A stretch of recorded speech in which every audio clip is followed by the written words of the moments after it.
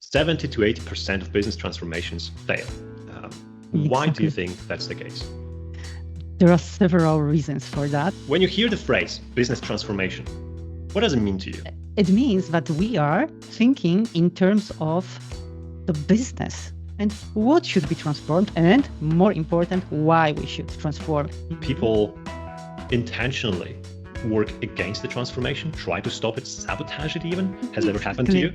Exactly. It's very often when they sometimes unconsciously, but this is what is happening.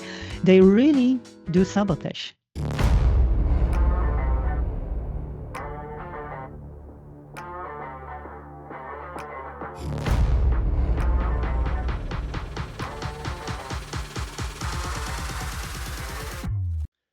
Hello, everybody. Today I'm talking with Magdalena Firlit, a person that is single-handedly almost responsible for the growth of Scrum and Agile practices in Poland. Okay, I'm joking a little bit, but she has had a lot of input into this, and she's also been in the business for like 25 plus years, helping businesses, organizations, leaders not only transform, but only go through the transformation successfully, coaching them along the way. So our talk today is going to be around business transformations and why do they fail, which hopefully will lead us to some insights that will help us avoid those failures and put us on the path to success. Welcome, Magda. Hello, everyone. Thank you, Tom, for inviting me here. I'm really happy to be here and to discuss with you topics and share my best experience and knowledge with our audience. Fantastic. Awesome. So for those that don't know you, if you would have to give an elevator pitch about yourself, what would you say? If I would say about my career and everything, plenty of things happened by chance. That's incredible. Of course. Very, very often we don't plan things, and sometimes they are just happening. Things are just happening. And it happened for me as well. So That was by chance. I just took part in very successful transformation. It was Agile transformation. And when I saw plenty of success metrics, not only metrics, but also people who were happy to do that, I fell in love totally. Not only with agility, but also with Scrum as a framework, a Kanban as well, and other business transformation that happened in the organization. So that was for me something that helped me to be more engaged, and actually it became my passion. To be honest. So this is how it started. It was like by chance, of course, not by chance fully 100%, but at some point, yes, because we didn't plan that so much. Yeah. So that was a full flexibility in the transformation, and at the same time, good results, and that was incredible. And then when I met other organizations, it wasn't so successful. But we'll be probably talking about it later on. Yeah. Right? So you basically found something that inspired you. You grabbed the chance, and you exactly with full swing stepped into the world of transformation, agile transformation, but not only, right? Right. Perfect. So what's something about your journey, your early career, coaching, even maybe personal life, that shaped how you approach those transformations? Mm-hmm. For sure, when I was accepted by Scrum.org to become a professional Scrum trainer, so that was the moment I needed to learn so much. So I was preparing over 2 years for becoming a trainer.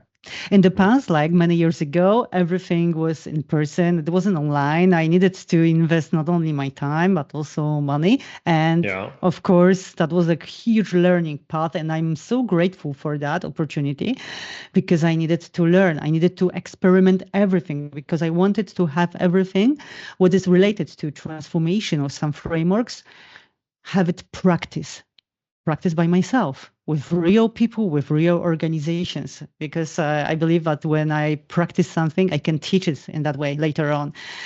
So it's for me incredible. Sometimes people, they teach something that they have no idea. They never tried it in their real life. So that was for me this moment that was the moment I had. I can say that right now I feel right now better, and it shaped my career later on. Like those frameworks I tried, canvases and everything, all ideas we shared with other trainers because we learned from each other. So that was that moment. Okay. And when you hear the phrase business transformation, what does it mean to you? Mhm. It means that we are thinking in terms of the business. This is very simple. What I'm saying right now, it's maybe very simple about the business and what should be transformed, and more important, why we should transform. And we are only measuring, for example, revenue, sales. That's not enough. That's not enough. So the first question is, what would you like to change and why are you going? Or you can, of course, just think in terms of questions in the other way. So start with why and then what, of course, of course. But those are like ingredients. And when we are thinking what we should simplify, because it's all about it should be at least all about simplification. So when you don't simplify, when you are even making things more complex, for me, that's not a business transformation. That's something that we are just changing something, but this is not the transformation. And also, we should think big in terms of bigger picture, in things of transforming. It's a big word, or maybe some small changes, not necessarily we should call them transformation. So it's very contextual. If I will provide you, I can of course find somewhere the definition of that, but I'm not sure if this is what we are looking for here. Think, right? When you hear those words, I don't want a dictionary definition. Dictionary. I don't also. I also don't want to. So, but I like what you're saying, because what I'm hearing is that business transformation is, because I think many people connect business transformation with agile transformation. They think that these are synonyms, but what you're saying is like it's more connected to the goals that you want to achieve as an organization, rather than the type of the transformation or the type of the organization that you have to be after this transformation. So it doesn't necessarily have to be agile. It can be, of course, right? But it doesn't necessarily have to be agile. This is not the core of it. The core is the business value that you want to derive when you get from this transformation. Is that what I'm what I'm hearing correct? Exactly. This is what you are hearing correctly. And also, this is always also when I'm saying, when it comes to agile, I'm always saying business agility, because people, when they think that, oh, okay, we can apply some frameworks, perfect, and for what? For what? This is all about also business agility. So sometimes like realizing that term, it's sometimes for them like something new.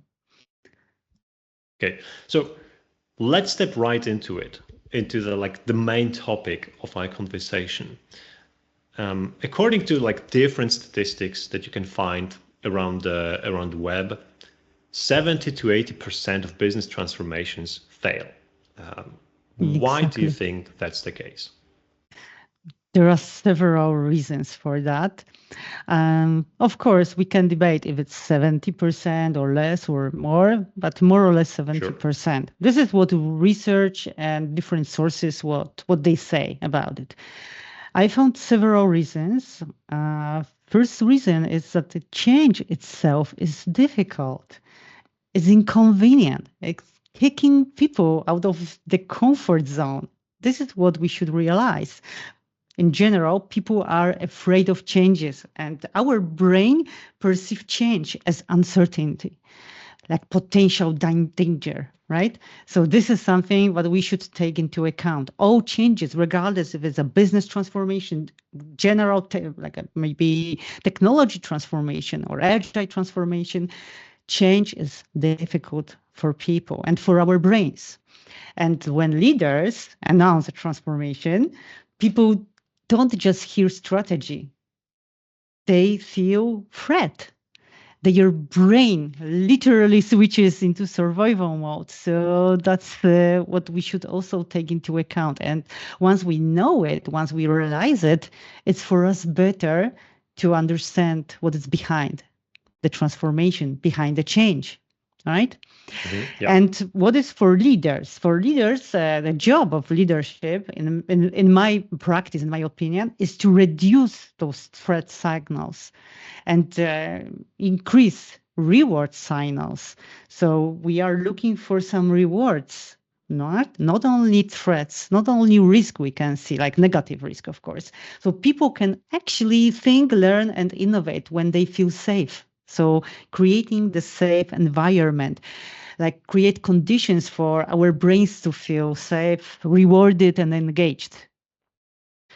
So that's one reason. I have more, but maybe you would like to jump in. No. Go on. Go on. We can get back to them later. To them later. Yeah. Recircle back to because I have some notes on the change. I do want to ask a few things about it, but let's just get through the main reasons. The main reasons. Fail. Yeah. Because I have something more about changes, maybe some even models. How to approach it. Okay. But maybe we can discuss it later on. Let's circle back to it later. The second reason, right? Lack of why. And this is what I mentioned at the very beginning. But when we think about why we are making the change, why? What is the main reason for that? And sometimes we don't know why. Sometimes we think, because it's fashionable, or transformations are fashionable, or new technology is fashionable. So let's move to that. No, fashionable is not the reason, of course. At least I don't recommend it. But what I would recommend it, just thinking about having this conversation in the organization, why this change is needed, why. And then when we have why, we can create, so what we can change, right? So we are leading into goals right now, into the topic of goals. And this third reason, I see a major reason, because reasons, there are plenty of them. But the third reason is the top leaders' engagement. I'm here really straightforward. So change is wanted when business metrics are declining in a panic mode often. You know what I mean? So lack of anticipation. So when we have something that we can predict the trend, something is going on. For example, right now, it's artificial intelligence, right? And when we have lack of anticipation of this trend, probably our change will be really wanted, and performed when our business metrics will be declining. And then we will switch into a panic mode, right? So lack of anticipation when it comes to leaders and their engagement. And sometimes the top leaders, please leaders, forgive me, but as I mentioned before, I'm straightforward here. I'm very honest. So waste acceptation. Sometimes we see the waste that is in our teams, when it comes to tools, whatever it is, we can just calculate what is the current waste. And when there's an acceptation of this waste. So also that can be something that it's visible for other of our employees, for teams, it's visible. People see that when they accept this waste. So what is the transformation? And misalignment, leadership and misalignment. And sometimes executives, they are sponsors of transformations, but they don't change their own behavior. So it's connected with this way. So it's connected with their engagement and connected with anticipation. So sometimes it's the attitude, do as I say, not as I do, right? And this is something that undermines credibility of those leaders, right? Dear leaders, if your transformation feels like meetings, chaos, missed opportunities, listen up. At Genius Gecko, we like to do things differently. So instead of asking you for $100,000+ investment, instead we run a 7-day TCS, which is Transformation Clarity Sprint. So in just 1 week, we're going to map your current workflows, your tool stack, pinpoint the bottlenecks costing you time and money, and hand over a 90-day execution plan containing quick wins, prioritized backlog, owners, metrics, and the tool stack blueprint to make it all real. No fluff, concrete decisions ready to run. And here's the kicker. If we miss the 7-day deadline, or you do not think that what you get is worth it, you get to keep everything for $0.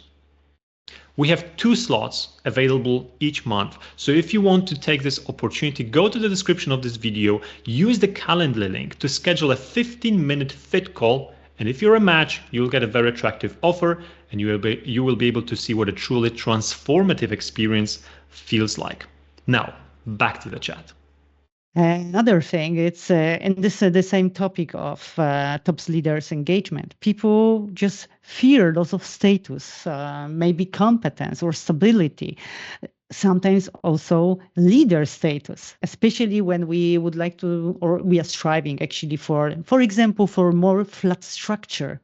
So like flatter structure means that maybe not all leaders will be still leaders.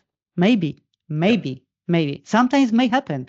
We cannot, make sure that we can make sure that someone is not going to be fired. But sometimes the status might be different.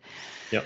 So that's kind of, I think this is connected with number one reason, right? The change. So people are afraid. Hey, what if the structure gets flattened? What if things change? What if I am not good enough, right? And does it happen then in these kind of cases?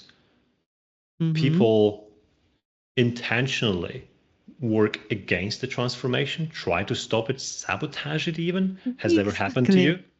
Exactly. It's very often when they sometimes unconsciously, but this is what is happening. They really do sabotage the transformation. Has it ever happened in your career that someone was actively sabotaging? Can you give an example of it? Right. Yes, especially middle management layer, like middle management. From this layer, what I observed, this is the main reason. Not only top leaders, but also middle management leaders. They are very often the reason why some transformation they are or just creeping or they are just failing at some point. Failing. So, for example, when teams, let's imagine the situation, when teams are in the need of something. So what they need, for example, is like changing their technology because of, for example, technical debt. Let's imagine the very popular situation, especially in IT organizations. They have technical debt, they want to reduce it, they found the solution. And that the middle management said, oh no, it's not possible. We don't have money for that, or we don't have any budget, or we don't have any people who can take care of it, whatever is the excuse. And then nothing happens, right? People are frustrated. They are still operating. They are like maybe when it comes to time to market, they are less effective, right? Because they need to operate in, for example, very old legacy environment. Yep. Yeah. But leaders, what could do? They could have asked top leaders if it's something possible. And sometimes there is no absolutely topic for that. And maybe sometimes they want to remain in the status quo process. It's incredible. Sometimes this is like one of the situations, of course. Sometimes they are more typical ones, or sometimes it's a different situation when someone, for example, a consultant or some coach is approaching and saying, oh, let's try this or let's try that approach. And also middle managers may say, oh, no, it will not work, but we haven't tried yet. So what? Yeah, I know from my experience, I'm a manager, so I know better. It will not work. Absolutely. So there is like a lack of experimentation, even when it comes to processes or methods or frameworks, whatever it is, or technology, as I mentioned in the first example. So this is something that they say, no. Might be this thing. Or for example, everything is impossible to change. So this is like a little bit sabotaging, a little bit. Of course, there are different behaviors, but that was one of the examples. This example of the sabotage that you gave, which is like, I'm not even sure if it can be called a sabotage, but it might be even worse, because I think you could sum it up as a lack of actions, basically. So like, instead of going with the transformation and trying to engage with it and trying to push it forward, they are like not doing anything to keep the momentum going and to solve the problems that arise around them.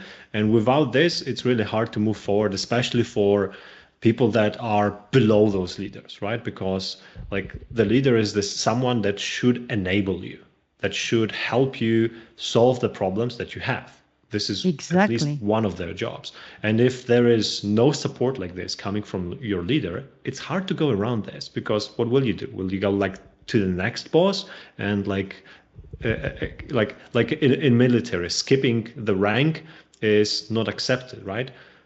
In corporate world, I wouldn't say it's not accepted, but it's frowned upon a little bit.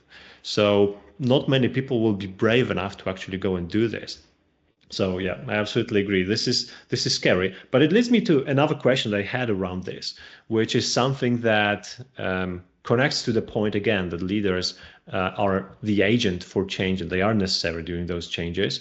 But at the same time, what I've seen quite often is that, and I did as well myself, is that like the need for change arises somewhere at the bottom, you know, and then the question I have for you is it possible to go through a major change in the organization when the need for this change rises somewhere down in the hierarchy? So it has to go bottom up. And if yes, how to do it well? So I expect that your answer would be engage the top leadership, because without the top leadership, it's not possible. I totally agree. How? The question is how to do it. How? How? So when you measure something and when you propose top leaders and middle management, when it comes to like a traditional hierarchy, of course, when you propose some changes, it's worth to be prepared. Be prepared with measures, not only measures related to outputs like deliverables, but also some measurable outcomes and business value. So when you don't speak in terms of business language, it's really difficult to provide any change. When you talk only about or technology, or when you are talking only about deliverables or some other technical stuff, probably it will not happen. Like, I mean, any transformation will not happen unless you have, of course, very reasonable leaders and empathic leaders with some soft skills of like empathic listening, etc., and thinking, how we can maybe rewrite it in the terms of business words, right? But if it's not the case, when it's like, let's imagine this worst case scenario, and when it's the case that we have this uprise from our bottom, I don't like this term, but from teams, let's say from teams. Yes, exactly. So we need to be prepared. So they need to be prepared. They need to meet. They need to just measure what is missing and what we should improve. And again, measurable outcomes when it comes to customers, users. And when it comes to business outcomes, I mean here company impact. Like, for example, also might be related to revenue or market share or something like that. So they need to do the job. They need to be prepared, because also top leaders, they need to understand why they want to change. If they want to only transform from the technology point of view, maybe for them it's only the cost, but it's not like the business. Right? So, and I think that this is exactly what's so difficult, because let's imagine this. I'm in an organization and I'm part of the team that is responsible for developing a product. And we've been working on it, it's been going steadily throughout the months or years, but we see the need, let's say in this case, for the more agile approach, and we think it's going to work better. We are sure it's going to work better if we only had a dedicated product owner, so that developers don't have to can focus on their work writing software, not thinking about the product features that needs to be developed. Like people work better when they focus on one thing, right? So if you have a team that is divided in this more Scrum, let's say, approach, it feels to me as a developer working on that team that it's probably going to be smart and it's going to work better. But now what you're saying is that, okay, so to be able to start this movement, what I need to do is I need to start measuring the metrics. Okay, first I need to figure out what kind of metrics I need to measure. Then I have to start measuring them. I need to gather the evidence, create a presentation, present this to my, I don't know, mid-management probably, so that hopefully he or she understands what I mean, and he or she will take it to the top management and hopefully will be able to convince them that this is the way. So that sounds to me like a second job. And I don't have time for this. I'm a developer on the team. I have my work to do. I don't have time for this crap. How to deal with that? So I would not recommend like this structure, like to my boss, to the boss of my boss, etc. Okay. This is not my recommendation. I didn't say that. When it comes to teams, I always mean like the complete team. And someone maybe from business or some product owner, as you mentioned, or someone else, depending, of course, because not each organization should work with Scrum. It can be some other process applied there. So when we think in terms of teams, maybe that was something that I haven't mentioned at the very beginning. I mean, someone who also has some competencies in order to have this business perspective just a little bit, even as a proxy. As a proxy. So when they are working on something and when they see this change or they see the waste when it comes to processes, they can do it together, so they can share. Sometimes it is a second job, but when you have like dedicated people like Scrum, for example, when it comes to Agile transformation, let's use this example. When you have Scrum Masters, Agile coaches, product owners, so you have people actually, so you may ask, of course, like for example, developers, other team members, you can ask them for prepare something, but then you can calculate it in terms of money, right? So they need to, for example, calculate something. When we reduce this technical debt, we will be faster by how? By what? And then you can, having numbers, you can easily calculate it. Or when you see wasteful process, for example, too many steps in the acceptation process of something, right? So this is what you can also calculate easily when you see the context switching, when the organization is not focused on products, rather on projects, and there is a huge context switching. You can also easily calculate that. So this is something that we can do together as mutual effort. So this is the first part of the answer, I hope, to your question. The second part of this answer is to having workshops. With, for example, what I do sometimes, depending on the situation. So please remember, it's situational, but this is something what was working in several contexts. Having workshop with several teams representatives from different areas, from different departments, and looking for the same reason of transformation or the same need or the same problems we are trying to solve for the organization. So this is also what we can do, and look for some patterns, for some similarities, and then we can see, oh, this is one of the most important things we need to right now focus on. And the third part of the answer to your question is we need to realize that the transformation, regardless if it's only business, on business transformation, or to focus on technology or processes, or all together, it's a journey. It's not a project. Sometimes people, they think, okay, so in 3 months, we should be like this company. Not necessarily, maybe faster, maybe longer, but this is not a project. This is not like having its start and its end. This is something that is like a process of continuous improvement. So we are continually improvement. That's why we have those goals, and we should have very often verification. So like a cadence, like establishing of cadence. It's already something that is very helpful for us to see if we are receiving or obtaining actually those real business outcomes, thinking in terms of customers and thinking in terms of company impact. So it's impact based rather. Yeah. Okay. So there's the topic itself is very complex. So sometimes my answers are not so straightforward, short. Maybe they should be, but there are plenty of signals here that sometimes something is not going well, or sometimes something is going very well. So we should be aware of the entire complexity of this. So it's not so easy. Okay, sure.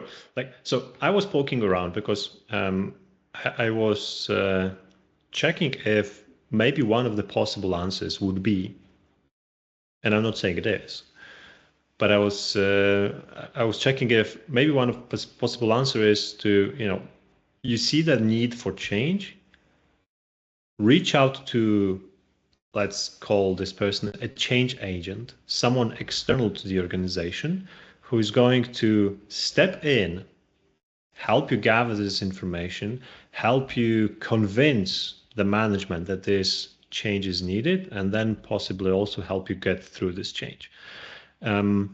So let me a little bit, and you didn't mention this, which is not surprising to me. It was a long shot, but let me reverse the question a little bit.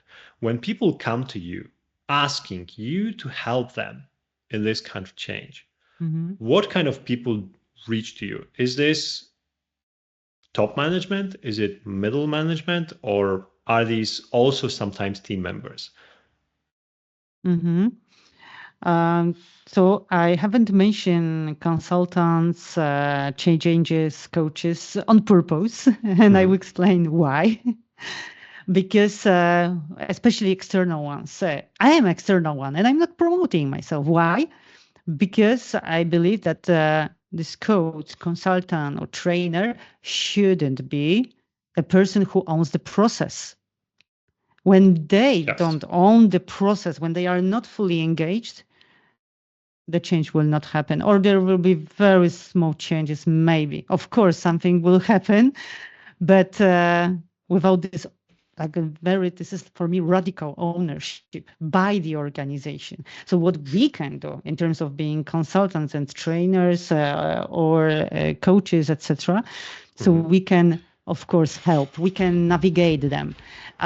We can provide tools. We can ask difficult questions. We can be like the pain for them with constant asking about measurement, about clear goals, like really meaningful and at the same clear goals for what should happen, what should be the change after actually the result after the change. So this is the first part of my answer, and the second part, answering to the second part of your answer. Mostly middle managers, product owners, they are coming to me, top leaders, very rarely team members, because they feel not empowered. Yeah, they feel exactly. They are not empowered. They don't have a budget, right? Exactly. And like if you reach externally, you know that there will be money involved, so you will have to pay for this. And that's why I expected that this is not happening, and that's why I'm drilling into this, because I want to kind of give a helping hand to the people that are the team members, are somewhere at the bottom of the hierarchy, and they are driven. They see that there can be so much done in here, right? We just need to find a way of doing this, and that's why I'm trying to give them a guidepost to what needs to happen. And I guess to sum it all up, the instruction or the help that we can give them is to try to do the initial work with the team effort, with the people that are around you. Someone, of course, needs to be driven enough to push this forward. So someone needs to be the change agent internally, because without this, it will quickly fall apart and nobody will follow through. But this initial push, if it's coming from the bottom up in the organization, it needs to happen internally. And only when you get someone onboarded that you can maybe give the reins to and say, hey, I need someone higher in the organization that is going to help me push this forward. Let's do this together. And then this person maybe can, this person maybe has the budget to hire someone externally, or simply has enough power within the organization to make these things happen. Only then it will get this kind of a snowball effect and start rolling forward. Is that something that you would agree with? I would agree. When I see someone from teams who is really engaged and they do care. If they do care, so that's it. That's it. Sometimes people, they don't do care really. And this is for us horrible, because you can see from the very beginning that it would be harder than, for example, usual. So for like pushing some changes, I don't want to also use the word pushing changes, but sometimes it is what it is. Pushing not only means that you are doing them for them or nudging them constantly, but also you do care. And when no one's care, that's horrible. When no one cares, it's horrible. It's horrible. Yeah. But I also I have lots of empathy for those people that do care, because I think I was a person like this when I was working, for example, in a bank. My mind is constantly searching for things to optimize, so whenever I saw something that is not working as well as it could be, I'm like, oh, there is room for improvement. That's cool. I loved changes. I have this saying, shift happens, and I stand by it. Like whenever something new could have happened, it excited me, right? But sometimes I was lacking the power or the tools to make the change the reality, right? So that's why I'm poking around, searching for answers to help those kind of people get through this, because there are few more demotivating things than wanting to seeing the light at the end of the tunnel, but being changed to the wall and you can't go there. Exactly. And we can tie it up to the things I mentioned at the very beginning. Those things related that people just fear of change, and cultural sometimes resistance, right? And human factors. And also I like changes, as you do, but people sometimes they don't, and this is what we should take it into account. And I think sometimes too fast. I think the statistics say that most people don't like change. Exactly, and scientific research also proves that. So it's not personal. It's just it is what it is. It is what it is. And when you are some consultant and agile coach, like maybe some people from our audience, so also please take it into account, regardless if you like changes and you like quick results. This is what probably Tom and I what we like. So, but the situation dictates us what we are doing and how we should proceed with people, and we shouldn't underestimate humans' emotions. And of course, we shouldn't focus only on structures and processes, but of course, we need to take into account emotions and fear. Yeah, that's true. All right, let's circle back to this, to the first point that you've mentioned. The change is difficult, and people are afraid of changes. How to deal with that? How to deal with people around you that, let's say that we're in a situation where business transformation is a thing. Somebody decided that we are going to change things. We want to be better. We want to be different. We want to do things in a new way. So there is already a movement, but we are afraid naturally, because we know the statistics, that many people will be opposing the change. Maybe not even actively opposing, but you have to take them by the hand and take them through this change. Otherwise, they won't do it by themselves. How to deal with those people? How to help them? How to help them? Again, it's not. These are not people that are actively stopping the change, but people that they need some help to get through this, how to help them get through this. So the first thing is to understand what is the reason of this fear. If there is any fear or just maybe some inconvenience, maybe this is something lighter than fear, but something it is, right? There's no activity there, even not sabotaging, as you mentioned, but we need to know what's going on. So our job is to discover what is the reason. And the second thing we should do, typically, it's to create the psychological safety, right?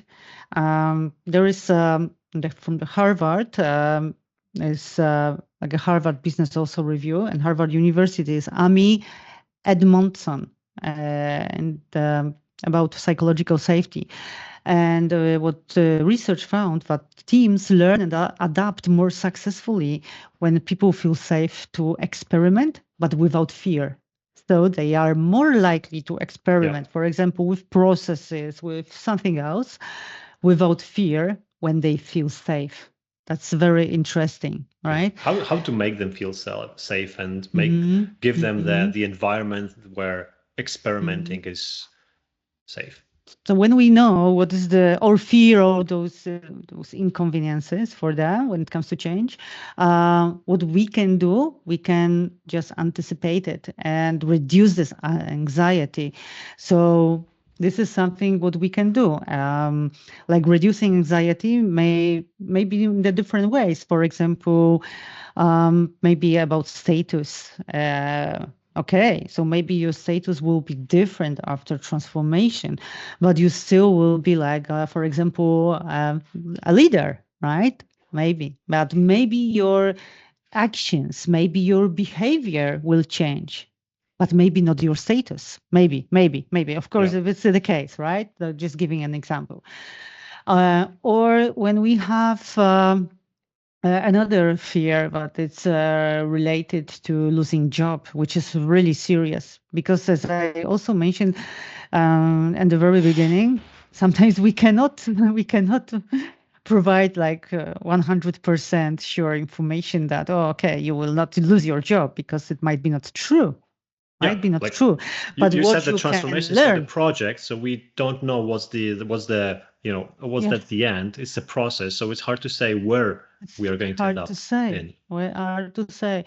But what you can learn from that, maybe some new abilities, and that would be, maybe you can enrich actually your portfolio. Maybe you can enrich your curriculum. You can enrich maybe some certification you will be given, all right, or you can gain them.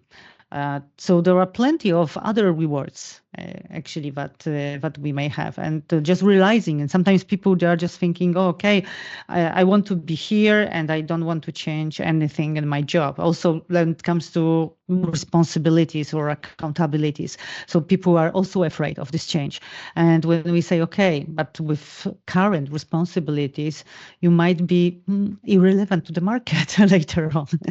For example, in a few years. So something personal, something that it's emotional to them, sometimes that they can, what can motivate them, what can reward them, what can be like their personal and professional development. Also, this is something that it's like, I think it's, I call it also a reward, because it is a kind of reward, not in money terms, but in your development case, right? On your skills as well, and everything. Yeah. So let's take a half step back. We know that people will be resistant to change. What's going to be your first step trying to tackle this? You said that we need to figure out what they are afraid of. How to do that? Like, are you going to assume that like everybody that is subject to this transformation, to this change, is someone we have to like interview, talk with, do the workshops with? How do you like practically approach this? Depending on the number of people engaged. Sometimes, of course, the best is face-to-face approach. Can be, of course, done in a virtual space, or can be done in person. But talking is the best one. Maybe not necessarily like interview, maybe can be. It can be structured, like the same questions to everyone, because then the research is like more accurate. But also can be just a talk, can be like lunch, for example, having lunch together. So also that's sometimes an approach, but just talking, yeah. Whatever tool you use, or lunch, or one-to-one conversation, or just structure interview, it is just talking and thinking, and what worst can happen when we change, what can be for you personal threat, if they want to share, of course. So you need to have a relationship. But sometimes you can, between words, you can just learn the room, read the room. So you can learn it.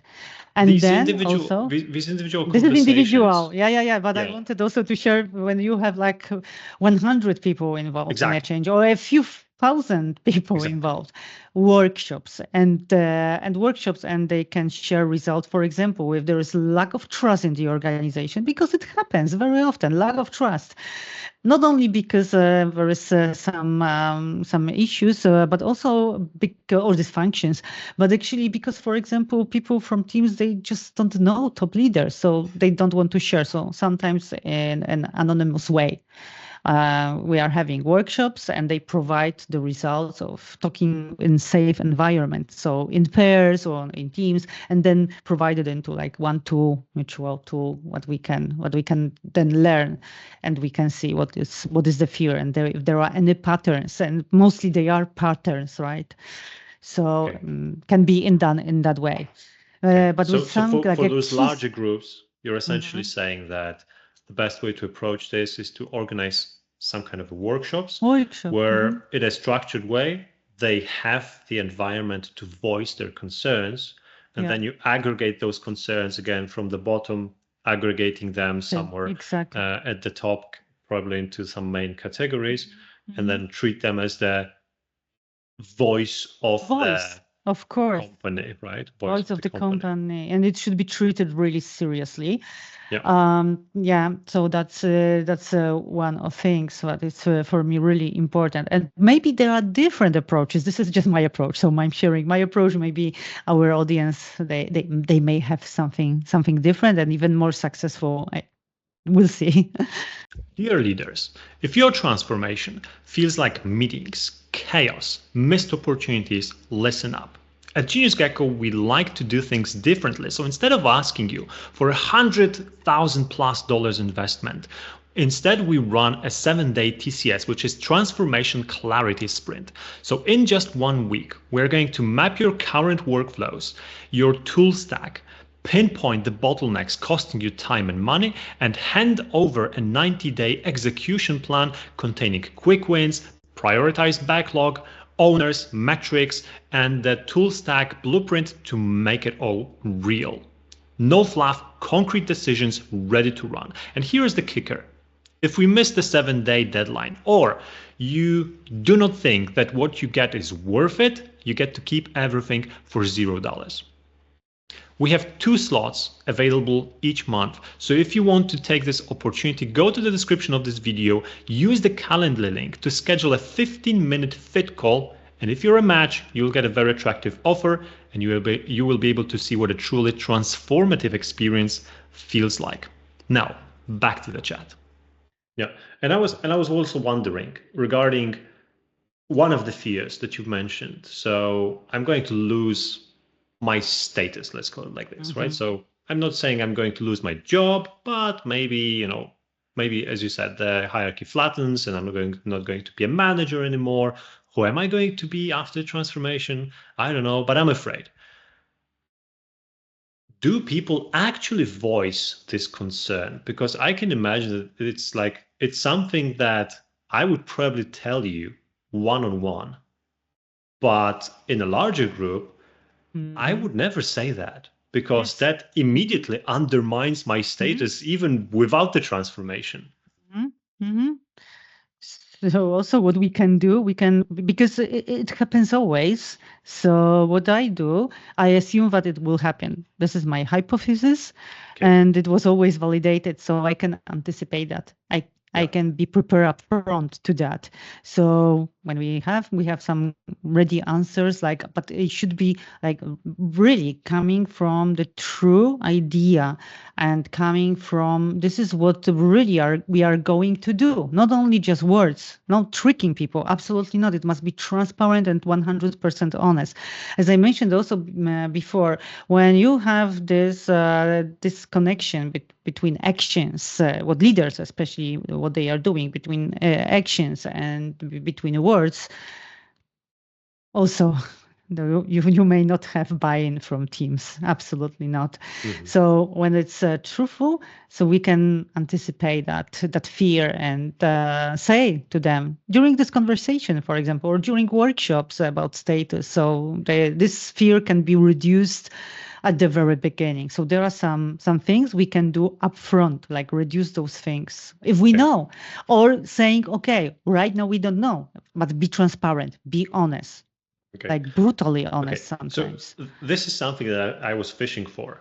So I'm happy that it came up, because I also think that when you're tackling the fears regarding the transformation, you have to assume that some typical fears will always exist in people's minds, right?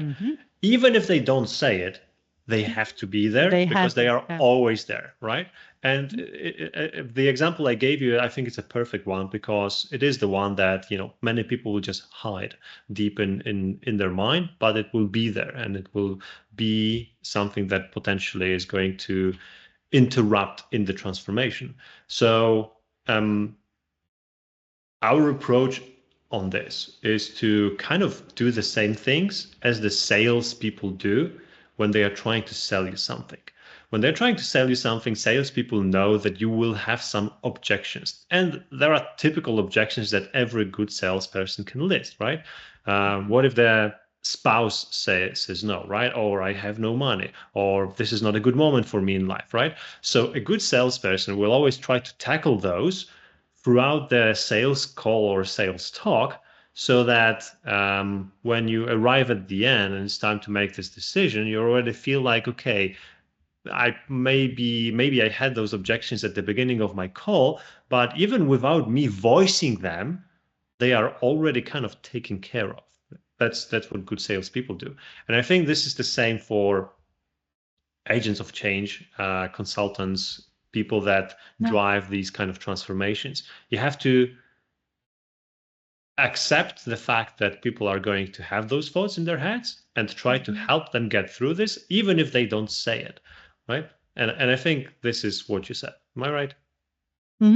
Yeah, absolutely. And it doesn't mean that we shouldn't have any conversations with them because we are assuming we know better everything up front. Absolutely not.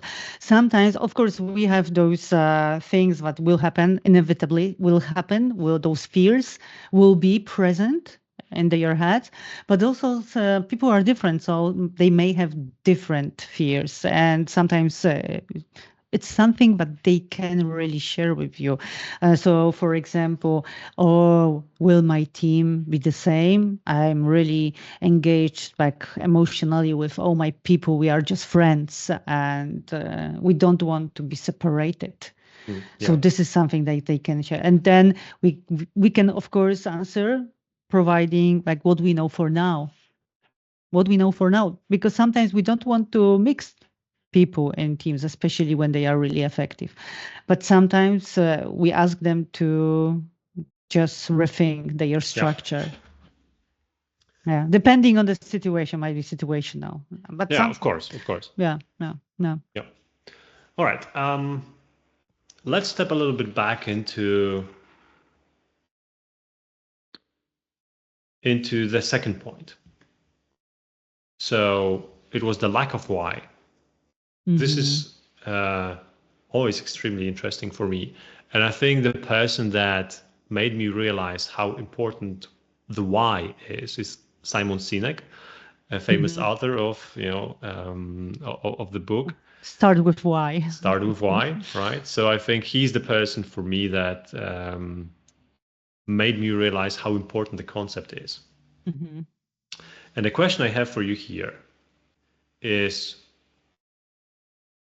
I think many people do realize that the why is something that they should begin with. But sometimes it's not easy to define it clearly enough, well enough.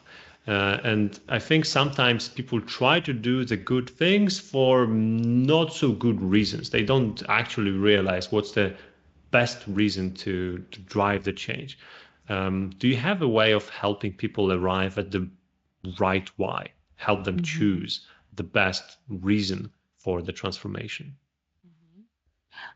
It's mostly a question or a set of questions. And the most important questions I ask is, what would happen if we didn't change, for example?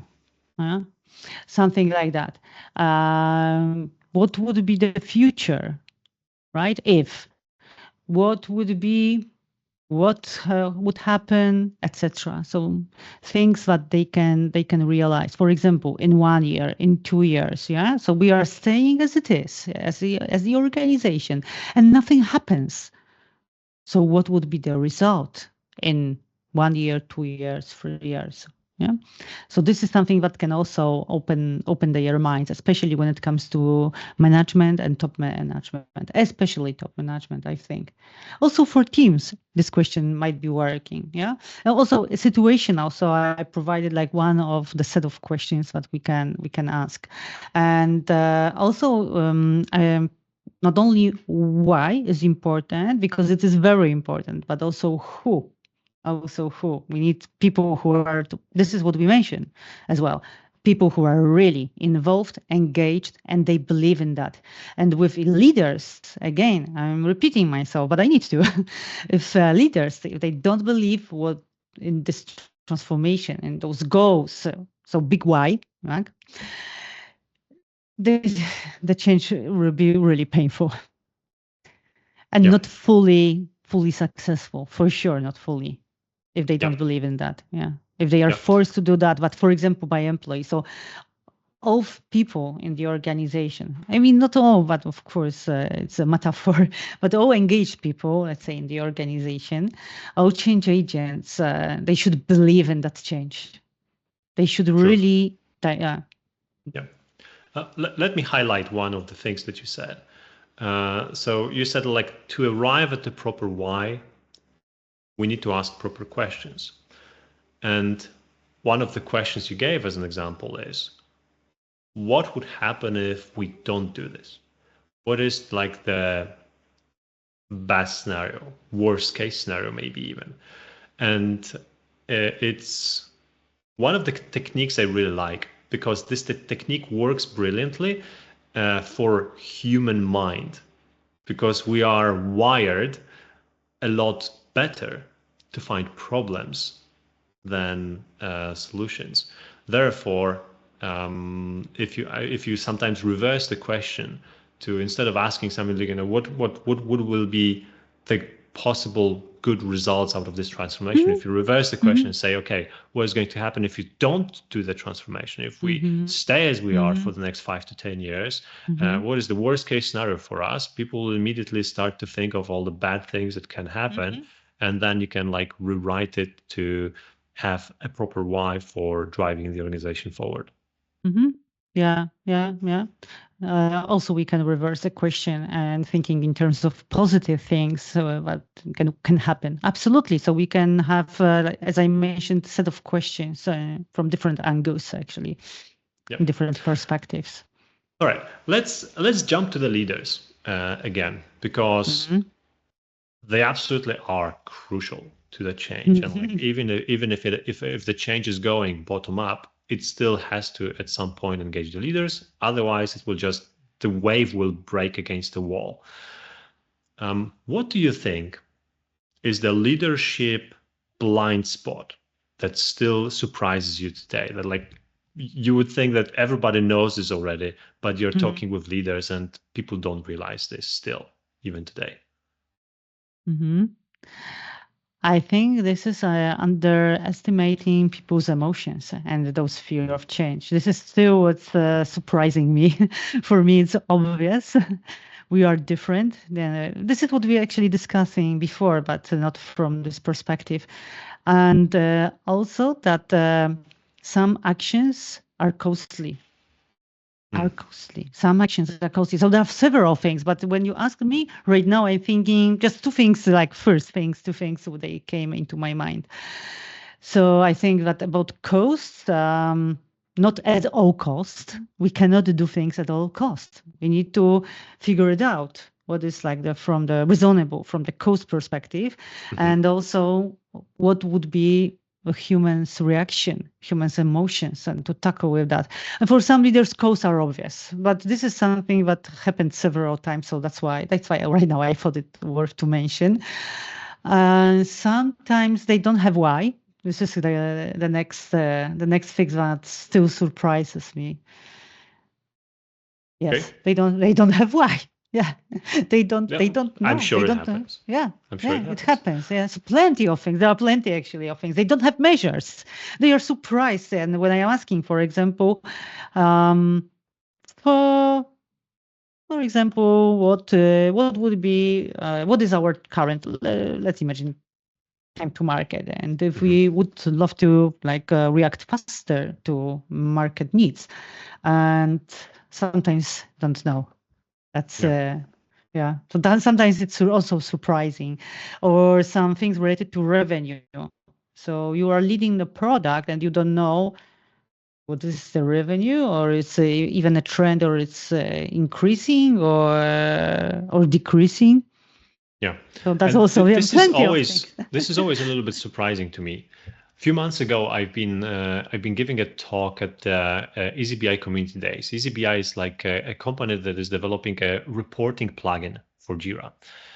So we were basically talking about reports. And one of the things I said during my presentation, which is always interesting, I think, is that many clients come to us and ask us to show them our reporting dashboards, or like how could their reporting dashboards look like, to inspire them.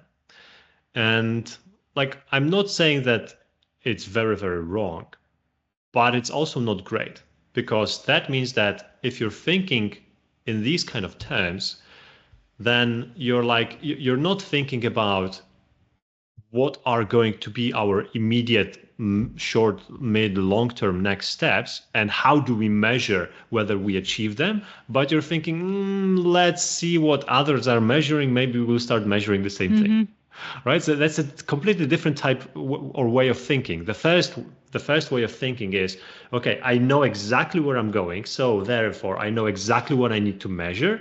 And the second way of thinking is like, I have no idea where we are going. These guys are measuring that, so maybe we should start also measuring this. Maybe something good would come out of it. And it always is something that it's a little bit frustrating and a little bit fun at the same time. Frustrating because like I'm sure that people shouldn't approach reports in this way. Funny because they do. So, and I think it connects with what you're saying, that having the right idea about the things that you have to measure and measuring them is something that absolutely should be happening, right? So if you're talking with leaders and you are going to be talking about certain kind of change, they should be prepared in terms of those measures. Exactly. They should be prepared, regardless of the level, regardless if it's related to technology or what, for example, even framework. Why we should apply this framework? What would be the result, measurable result, ideally outcomes and company impact? And this is what it's leading me right now in our conversation to mention about evidence-based management, because I'm always proposing that because it's so important, because it helps track value delivered. And also it helps us recognize what is unrealized value, what gaps we can close, or what potential we could use, right, as an organization, or a product, or a portfolio of products. So this is something that I always propose, regardless if they are working with this framework or that framework. It might not. doesn't matter sometimes, to be honest, right? Sometimes it matters, sometimes it doesn't matter. But evidence-based management matters for me the most, because it can help you make decisions based on facts. Like we call it sometimes informed decisions. Yes. Because of information you have, current information, and what is expecting, right? What is a trend, and what is saying us, what is the gap, what is the potential, what is the opportunity also to gain from the market perspective as well. In my opinion, there are like two types of decisions. There is either informed-based decision making, or it's gut-based decision making. Gut-based, exactly. So, I gave a talk last year about gut feelings. You are either following the indicators, or you're guessing / gambling.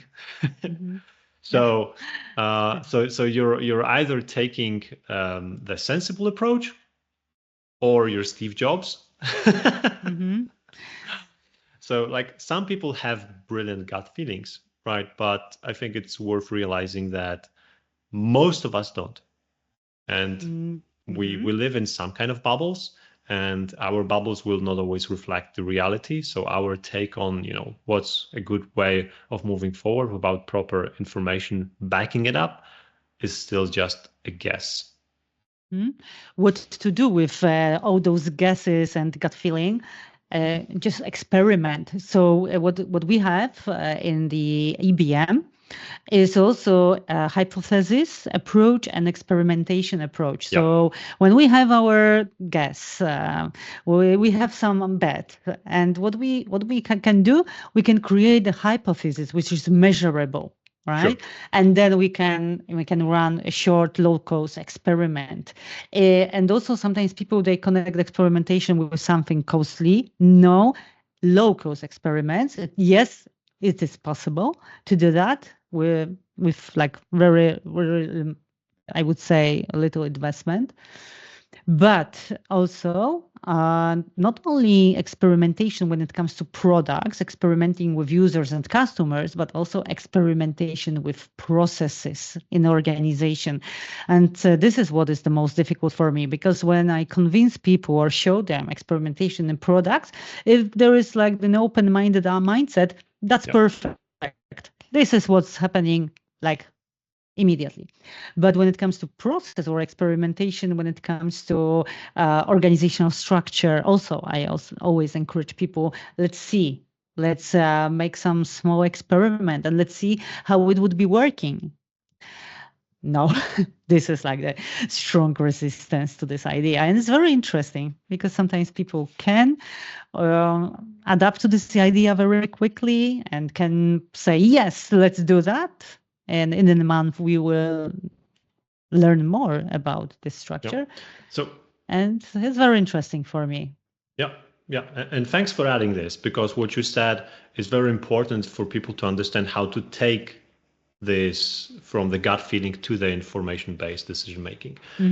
But let me follow up on something that you said. So those experimentation with processes, or even the organization structure, how to do it right. So basically what probably has to happen is, like, if you want to experiment with process, you probably need to change in some small subset of the company, correct? And the same goes for organization structure. It depends. Yeah. I will elaborate on it later. Okay, so please do. Okay, right now. So first of all, we need to visualize, right? Visualization helps not only when it comes, because I haven't mentioned that. Actually, I forgot to mention it. Very important thing. Like, for example, Obeya rooms, can be a visualization transparent way we can do. So when we have this visualization, we can think conceptually, but conceptually thinking is not the same as experimenting in practice. So sometimes it's a very simple approach how to do that. Let's imagine that people can, for example, from tomorrow, report to a different person without formal changes. So this is just for the experiment. For example, for a 2-week period or a month. Exactly. Nothing has been changed from the formal perspective, but they are restructuring and just trying out the new setup without any formal changes. The changes informal in that way. So that's like less time consuming, less, and in that way less costly, because you don't need to change like agreements, you don't need to change managers, you don't need to do anything. It's not disruptive. It's not disruptive. Let's them. And you mentioned maybe some part of the organization. Yes, and no, because sometimes we do it on the partial part of the organization, so partially, or sometimes for the entire organization. So it's really contextual. We need to calculate how it's costly, how it's time consuming. If it's not, let's do that. If it's yes, let's do like a pilot, something like that, like our trial. In our experimentation, run a trial, and then we will see. Exactly. So yeah, it's contextual. So I wouldn't give here like the 100% black and white answer. Absolutely not. But what I would do, I would encourage people for experimentation, and I gave just one of examples. Okay. Yeah. So like you can, first of all, you can create some thought experiments and like discuss and imagine, what would happen if we make a certain change, and discuss the possibilities. And then you can implement a pilot, even if, as you said, a very informal one, which is not very disruptive, but can actually give you some feedback, real feedback from real people on what's working and what's not working and what we can do with it. One last question I want to ask on this. How long do you think those kind of experiments should last? Let's say you're changing the organizational structure a little bit. How much time is needed to get realistic feedback from people? Is it like a week, a month? How long does it have to be there? So it's also depending on the organizational structure, if it's like a small pilot or it's like large pilot or it's entire organization, is it a startup, is it a corporate environment? So it's very contextual again. But giving you exact numbers, maybe smaller experiments and small organizations or maybe startups, maybe a 2-week period is enough, sometimes a month. And when it comes to corporate environment, I think our conversations should start with a monthly period. Okay. Minimum. That's more or less what I've been thinking as well. But I wouldn't also extend that experiment so much. For example, like each quarter, maybe quarter is still reasonable, but it shouldn't be too long. Otherwise, you will lose your opportunity for changing again, and you need to probably experiment more. So organizations should be really prepared for real change, not like a fake change, but we, for example, rename some job positions and that's it, but for real change. So sometimes in some organizations, we experiment with changing, we were changing organizational structures each quarter. So this is what is the real need for transformation and looking for best solutions. If they are looking, like sometimes leaders, especially top leaders, so they are saying, so you are the expert, so you will tell us how we should be structured. Okay. Don't agree. Yeah, makes sense. Don't agree, because you shouldn't. They should try it out. They should be more or less sure that, this is the concept or direction we should move into it. And then we can, of course, inspect and adapt. We can optimize something, or we can just improve. But they should know in which direction they should go. Not you as a consultant. You can help them prepare it. You can show them different examples from the market. You can discuss them. In those companies, we did that, in those that, and that's it. And then they should find their own way, I think. And this is difficult. Okay. All right, let's take one last step today, and let's talk a little bit about transformation in terms of processes and tools. How often do you think that tools are an equally important part of the transformation? And has it ever happened to you that, like, from the processes perspective, the transformation was looking brilliantly, but from the tooling perspective, it was not there yet, or not there at all in the in a way that it should be, and it was a stopping force from being or calling it a successful transformation in the end. Mm-hmm. From the tooling perspective, do you mention some tools from the tooling perspective, like canvases, for example? I mean, like software that the companies are using. Software. I was thinking about something different. That's interesting. So it's a good follow-up question. Thank you. Yeah. So we are not doing transformation for tools, right? But to have results, like impactful results, But if the visualization shows us that something is going wrong, absolutely we can change it. Or the worst thing is when the tool is an obstacle, because it is often, and the tool is an obstacle itself. What do you mean by the tool being an obstacle?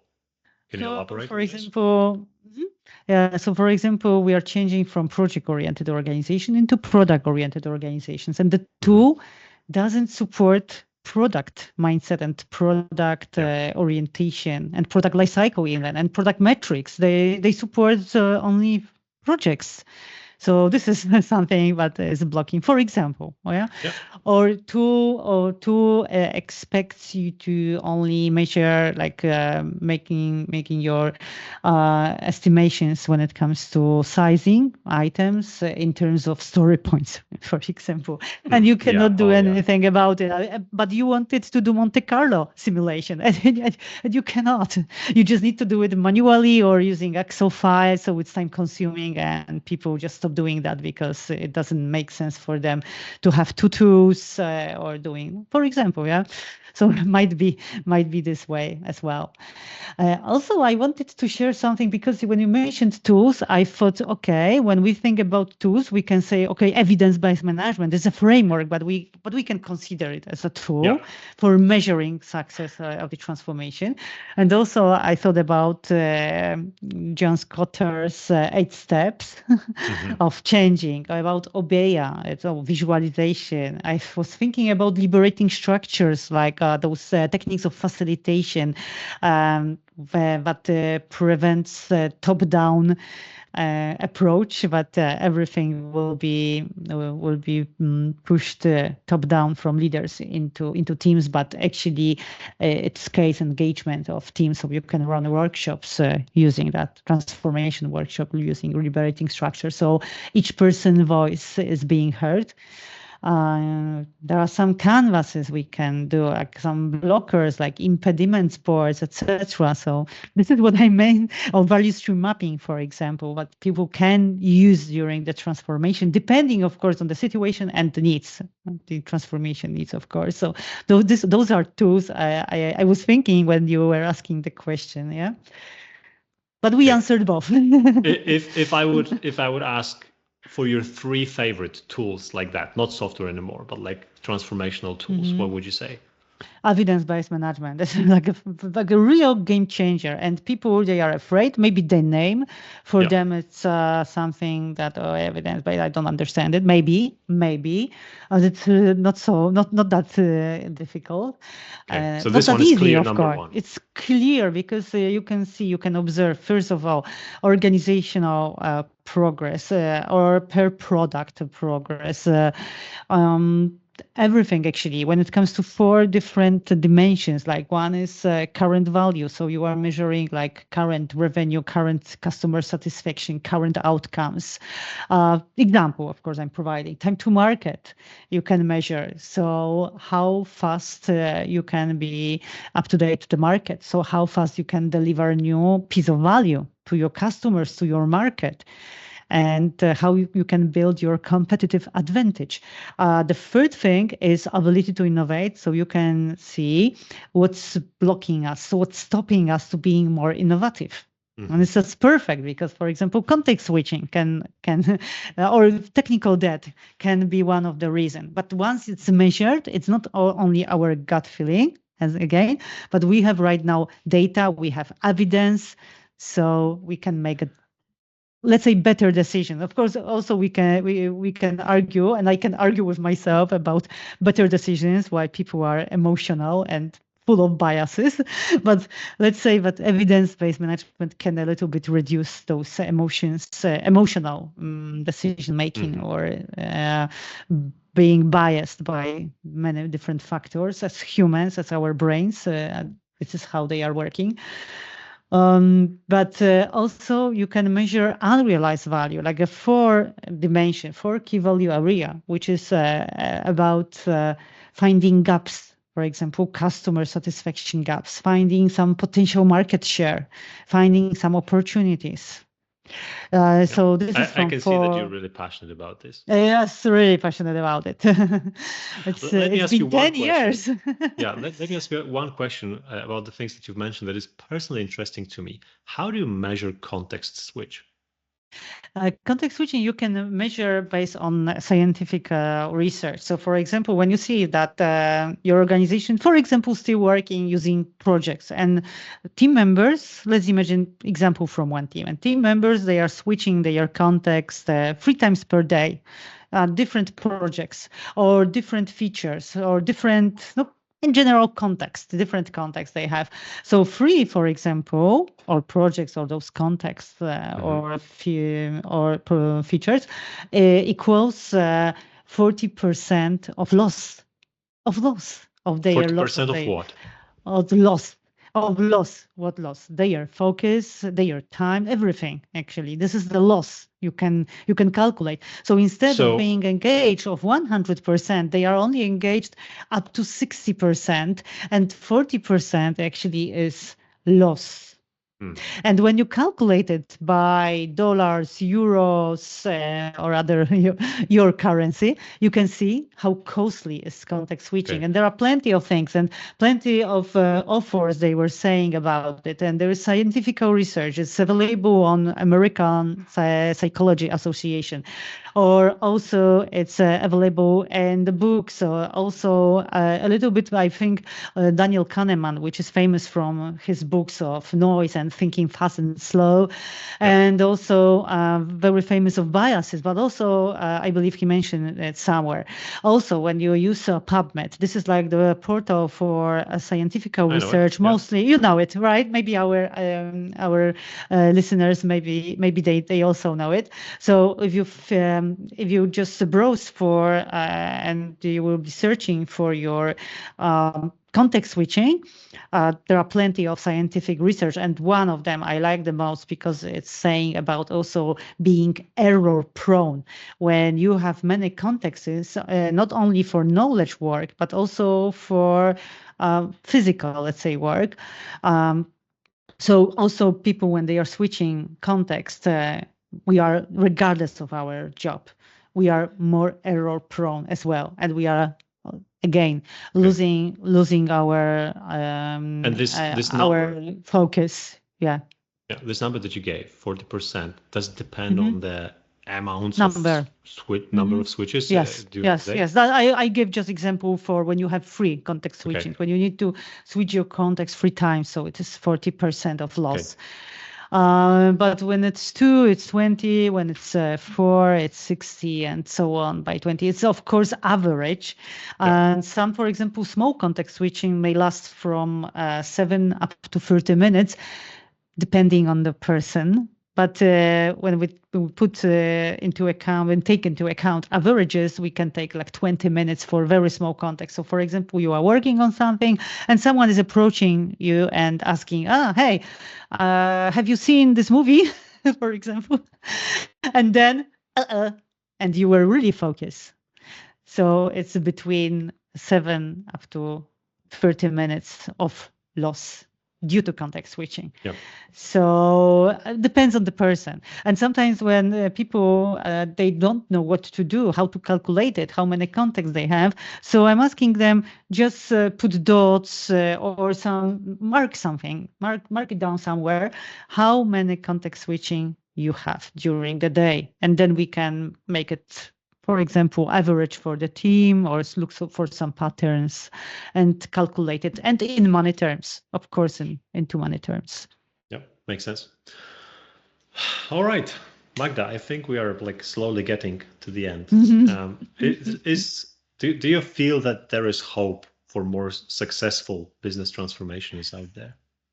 Yes, there is hope because what we were supposed to mention, but even if we think that 70 or 80 or 60, whatever percentage of transformation, when they fail, it's not like the total failure for me. So what we need to see, okay, they failed because of what? Because not everyone works with Scrum or Kanban or whatever. No, something has been changed for sure. If not, this is the real failure. But if they didn't improve their customer satisfaction, sometimes they are not able to perform maybe 100% pure frameworks as we, of course, I would love to, but sometimes this is what's happening in reality. They just don't. And okay, but if we are starting conversations, if our customers, for example, satisfaction, customer outcomes we delivered improved, that's some partial success. If our revenue or it's stable or maybe increase or market share, maybe we are just fluctuating, but it's still stable. Maybe also it's okay. Maybe, depending, of course, on the market. If employee satisfaction is growing, that's also something that we can say, okay, those parts of this transformation was successful. And maybe some leaders are engaged. Maybe some employees are more right now engaged into the process of transformation in general at their work. Or maybe someone changed someone's behavior or their own behavior. This is something that we also pay attention to, like also celebrating small successes, not always failures. And if it fails, like in general, if we feel that it really fails, why? And the answer is normally when it comes to management. Sorry, leaders, you will hate me, but it is what it is. Yeah, but it again underlines or shows significantly how important it is for leaders to work, with transformation agents. I guess I would say internal, external, doesn't matter, right? But internal, external, so that everybody is thinking about the same success at the end, because without leaders' help, it's really not possible. It's possible, and we can then consider, okay, the transformation has been failed. Yeah. Okay. And thank you very much for giving this optimistic shine to the business transformation at the end. I absolutely love it. We talked about it also earlier with our first chat before, and I thought that this is going to be a perfect way to end this conversation, because I always like to think that you either win or you learn. And with this kind of approach, there aren't any failed transformations. You either transformed and you're absolutely happy with it, or you did some part of the work, but maybe even if it doesn't work in the end, you've learned something. Even if you've learned that it doesn't work, that's still a valuable lesson. So thinking about those transformations from this perspective, I think that there is nothing to worry about, and people should be encouraged to seek a better world all the time. Absolutely, and I will always keep my fingers crossed for them. All right. Thank you very much, Magda. It was a very inspiring conversation. For everyone watching or listening, please check Magda's links in the description, and hopefully I'll be able to see you somewhere in the future as well. Thank you so much for having me, and I hope that really our conversation will inspire at least some people, and maybe they can rethink something and make some positive impact. I'm sure it will. Thank you. Thank you again. Dear leaders, if your transformation feels like meetings, chaos, missed opportunities, listen up. At Genius Gecko, we like to do things differently. So instead of asking you for $100,000+ investment, Instead, we run a 7-day TCS, which is Transformation Clarity Sprint. So in just 1 week, we're going to map your current workflows, your tool stack, pinpoint the bottlenecks costing you time and money, and hand over a 90-day execution plan containing quick wins, prioritized backlog, owners, metrics, and the tool stack blueprint to make it all real. No fluff, concrete decisions ready to run. And here's the kicker. If we miss the 7-day deadline, or you do not think that what you get is worth it, you get to keep everything for $0. We have 2 slots available each month. So if you want to take this opportunity, go to the description of this video, use the Calendly link to schedule a 15-minute fit call. And if you're a match, you'll get a very attractive offer, and you will be able to see what a truly transformative experience feels like.